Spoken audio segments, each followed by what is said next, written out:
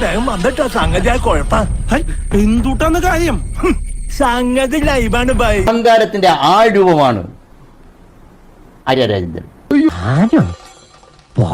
Councillors എന്തെങ്കിലും ആവശ്യങ്ങൾ മുന്നോട്ട് വെച്ച് കഴിഞ്ഞാൽ അവരോടൊക്കെ വളരെ നികൃഷ്ടമായ ഭാഷയിൽ സംസാരിക്കുന്നൊക്കെയുള്ള ആക്ഷേപങ്ങളുണ്ട്. ഒന്ന് പറഞ്ഞ രണ്ടാമത്തെ തുണി പൊക്കി കാണിക്കും. ഏതോ ഒരു ഇംഗ്ലീഷ് ചാനൽ ഈ ആര്യ രാജേന്ദ്രനോട്ട് ഒരു ഇന്റർവ്യൂ നടത്തുന്നത് കണ്ടു. ഈ പറഞ്ഞത് ന്യായം. എന്നെന്തിനെ പൊക്കി പറയണേ? കിടക്കട്ടെ, എന്നെ കൊണ്ട് ഇതൊക്കെ അല്ലേ പറ്റുള്ളൂ.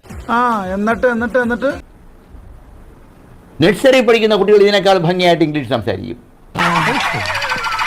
അയാൾക്ക് തന്നോട് എന്തെങ്കിലും വിരോധമുണ്ടോ?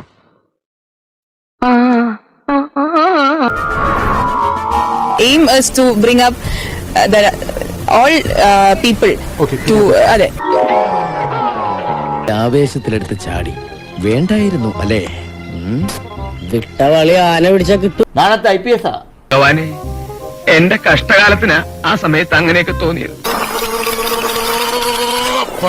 IAS എന്നുള്ള ലക്ഷ്യത്തിനേക്കാൾ IPS എന്നുള്ള ലക്ഷ്യം ചിലപ്പോൾ ഒരു യൂണിഫോമിനോടുള്ള ഒരു താല്പര്യം തന്നെ ആയിരിക്കാം. ഒരബദ്ധം ആർക്കും പറ്റും. ഒന്നൊന്നുമല്ല, അബദ്ധേ പറ്റും. അവരുടെ മാർക്കുകൾ സർവകലാശാലയിൽ പരിശോധിച്ചപ്പോഴാണ് മാത്തസിന് 0 മാർക്കാണ്. മാത്തസിന് 0 മാർക്കാണ്. ഇത് എന്തിന്റെ കേടാണ്? ആകാശത്ത് കൂടി പോണ വെടിയുണ്ട കോണി വെച്ച് കയറി കൊണ്ടോളൂ. സെക്കൻഡ് സെമിസ്റ്ററിൽ മലയാള ഗദ്യ സാഹിത്യത്തിന് 7 മാർക്കാണ്.